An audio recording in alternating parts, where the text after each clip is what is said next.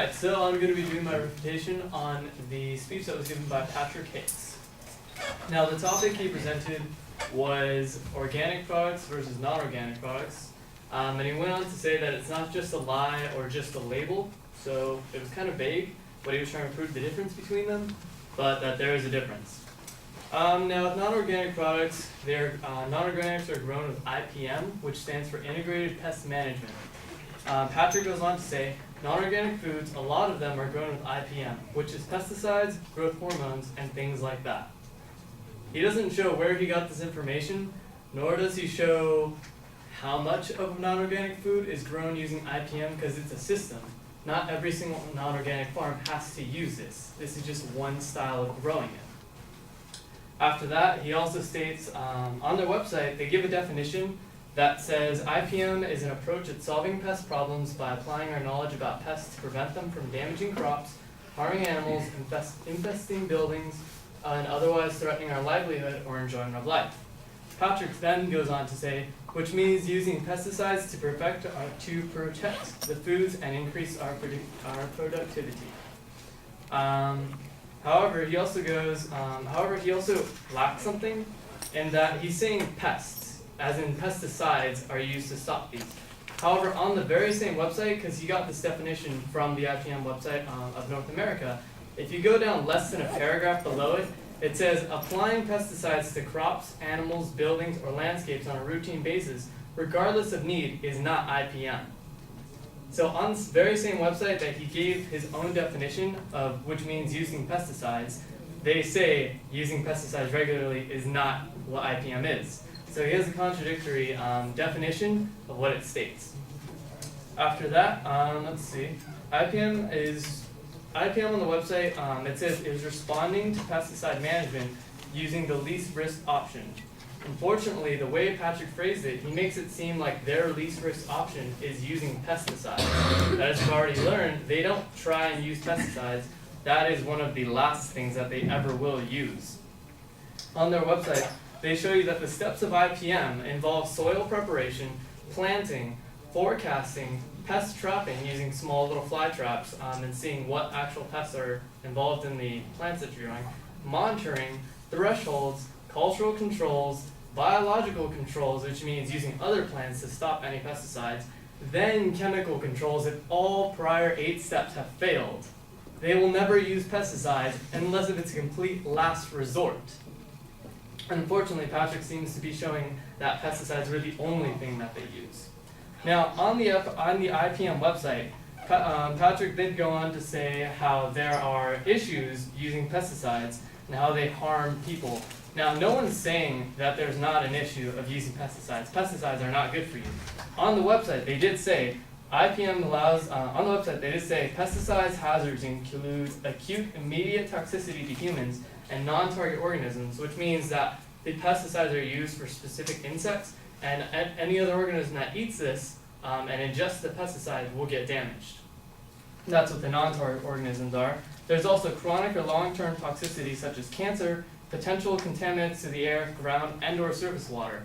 All of this is stated on the same website that he cited prior.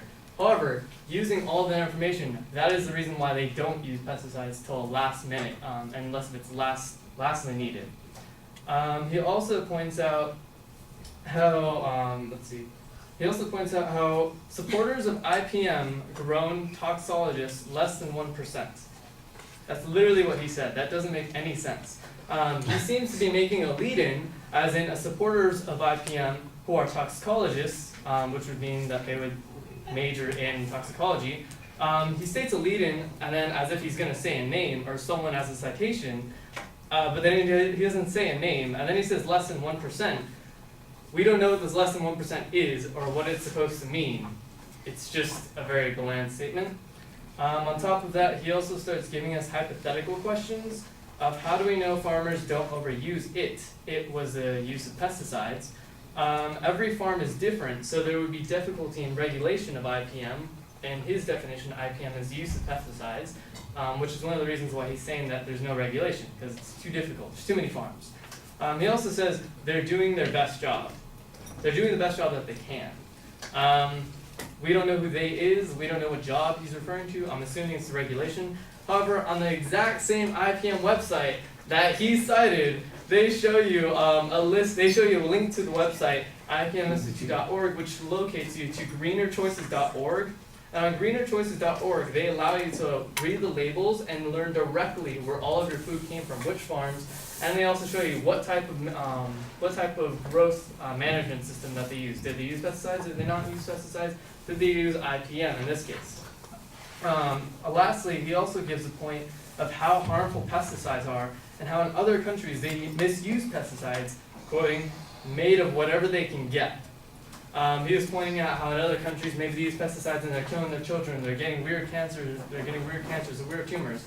However, according to WHO, which is the World Health Organization, they specifically said improvements to pest management are needed, but pesticides will most likely always be a part of the solution. One of the reasons is because malaria continues to kill 1 million people annually. That was from 2009, and the statistic actually went up over time. Now, if your options are die of malaria or get food and possibly get a cancer 30 years in the future, I'm fairly sure you would have no problem using pesticides. To finish this off, Patrick's statement, he didn't seem to read the citation, the website where he cited very carefully. He just seemed to have a misaccurate definition of what IPM was. If this was a topic debating over whether pesticides are useful or not, then maybe we would have an actual argument. But IPM, and he was stating that pesticides are bad for you, IPM does not use pesticides at all, unless it's a last resort. Thank you.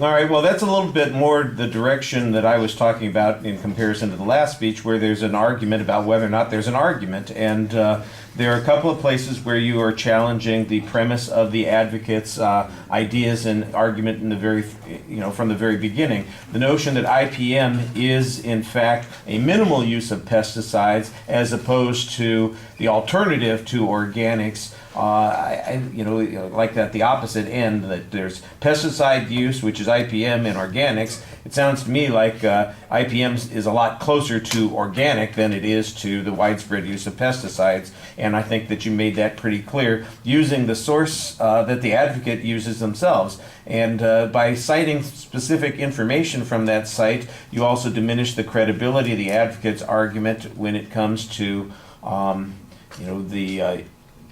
danger, not so much the dangers, but the widespread use of pesticides. If IPM is in fact the standard that the advocate is using for comparative purposes, you're showing why it's a bad comparison, and that list of all the alternatives that they go through before they even consider the use of pesticides, I thought was pretty effective. And then the justification about when there would be a need for use of pesticides that comes kind of at the end, I think is a good way to diminish any potential risk there. Now, I do think that you could have a more forceful argument about the nature of the harms that occur from the regular use of pesticides, because even though you've challenged the premise of the advocate's argument, there are other issues concerning the safety of pesticides and their potential contamination of the environment or the foods that people eat that I think you could challenge a lot more effectively. You just kind of seem to be going with the IPM position, which is not automatically bad, but I do think that you're putting all your eggs in that one basket, and I think that there are some grounds to be argued that there are dangers from certainly a careless application of pesticides, or let's suppose an application of pesticides that doesn't follow the IPM guidelines. Is it still automatically or inherently dangerous? I think that's where you need to be diminishing those arguments a little bit. You follow the advocate structure pretty closely, and you repeatedly come back to points where there are positions that are not, like I said, that there's not really an inference being made because of the misunderstanding of what IPM represents, and I thought you did a pretty good job on that. And the summary at the end, I thought, was also like I said, effective. Look, sometimes we're faced with the choices where we need to use pesticides. The alternative is that there's going to be a lot of death. By the way, that pesticide use is not really for food growing when they use pesticides to control malaria. So there might be some question about whether your argument is applicable in this circumstance. All right, thank you.